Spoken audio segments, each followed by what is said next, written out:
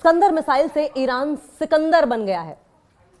अब Iskander missile की entry होने वाली है और जैसे ही स्कंदर मिसाइल की एंट्री होगी, ईरान विनर घोषित होगा, सिकंदर बनकर उभरेगा, इजराइल को तहस नहस कर देगी ये मिसाइल। और अब असली बवाल होगा, क्योंकि स्कंदर ईरान को बनाएगी सिकंदर। ईरान को रूस ने गुपचुप तरीके से स्कंदर मिसाइलें दे दी हैं। गुपचुप तरीके से ईरान को रशिया की ओर से स्कंदर मिसाइलें दे दी गई। देखिए, स्ट्रेटेजिक पार्टनर्स हैं दोनों देश, रशिया और ईरान। ये अमेरिका और उसके मित्र इजराइल के लिए बहुत बड़ा खतरा है। उनके पास शाहिद ड्रोन्स पहले से ही है और अब स्कंदर मिसाइल भी। हालांकि ये दावा मीडिया रिपोर्ट्स में किया गया है, लेकिन इसका खंडन ना तो रशिया कर रहा है और ना ही ईरान कर रहा है। और ऐसे में आशंका बढ़ जाती है कि ईरान को स्कंदर मिसाइल मिल गई है। राजनीतिक जन विद्रोही के बीच बड़ा डेवलपमेंट सामने आया है। जिस तरीके से ये पॉलिटिकल वॉरफेयर छिड़ा हुआ है और एक दूसरे पर पॉलिटिकल स्टेटमेंट्स दिए जा रहे हैं, बयानबाजी की जा रही है, ऐसे में ये बड़ा डेवलपमेंट माना जा रहा है। अमेरिका इजराइल थ्रेड को किल करने के लिए, आप समझें इस बात को, ये बहुत इंपॉर्टेंट है। अमेरिका इजरायली थ्रेड को किल करने के लिए रशिया ने ईरान को स्कंदर मिसाइल दी है और ऐसा दावा किया जा रहा है कि ईरानी मीडिया ने दावा किया है कि ऐसा हो चुका है। रिपोर्ट्स के मुताबिक रशिया ने ईरान को अपनी स्कंदर शॉर्ट रेंज बैलिस्टिक मिसाइलें दी हैं और ये जो सिस्टम है वो भी सौंपा है ईरान को। और ये मिसाइल ट्रेडिशनल, पारंपरिक और न्यूक्लियर, परमाणु दोनों तरह के वॉरहेड्स ले जाने में सक्षम है। खास बात यह है कि इसे एयर डिफेंस को चकमा देने वाली घातक मिसाइल माना जाता है। एयर डिफेंस को चकमा देने वाली।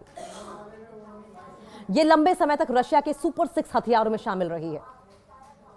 IRGC से जुड़े तस्नीम न्यूज एजेंसी ने 9 जून को दावा किया था और कहा था कि यह ट्रस्टवर्दी सोर्सेज से उन्हें पता चला है, उनके भरोसेमंद सूत्रों से पता चला है कि रशिया की स्कंदर मिसाइल ईरान पहुंच चुकी है।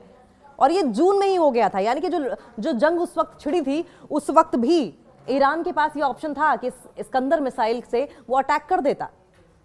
लेकिन अब की बार अगर स्कंदर मिसाइल से अटैक किया जाता है तो इजराइल इस अटैक को बचा नहीं पाएगा, रोक नहीं पाएगा।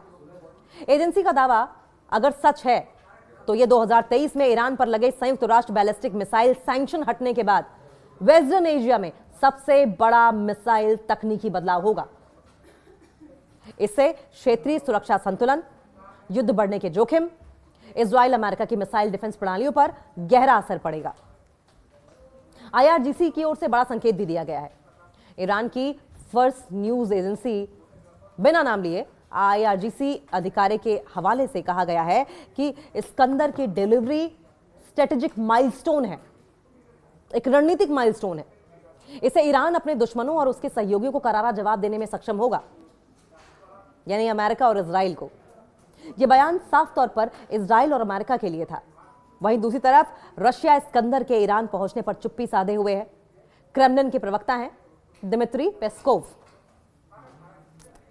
उन्होंने इसे मीडिया की अटकलें बताते हुए टिप्पणी करने से इनकार कर दिया और Russia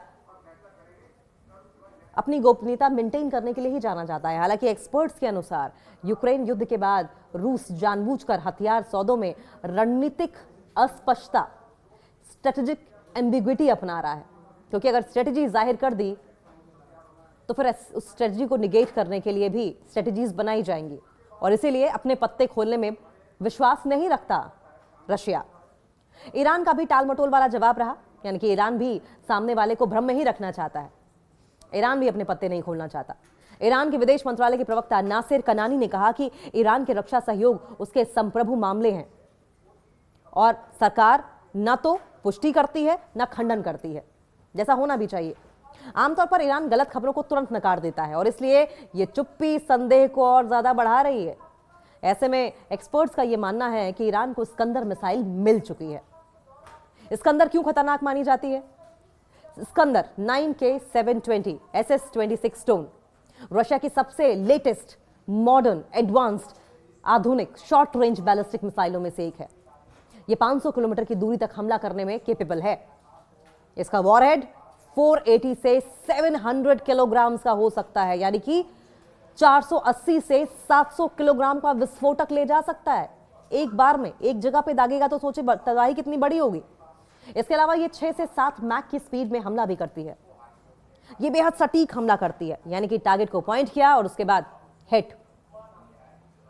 high explosive cluster bunker buster के साथ ही न्यूक्लियर ऑप्शन भी देती है ये मिसाइल, यानी कि one in all in one, ये कह लीजिए, एक ही मिसाइल में सारी खूबियां।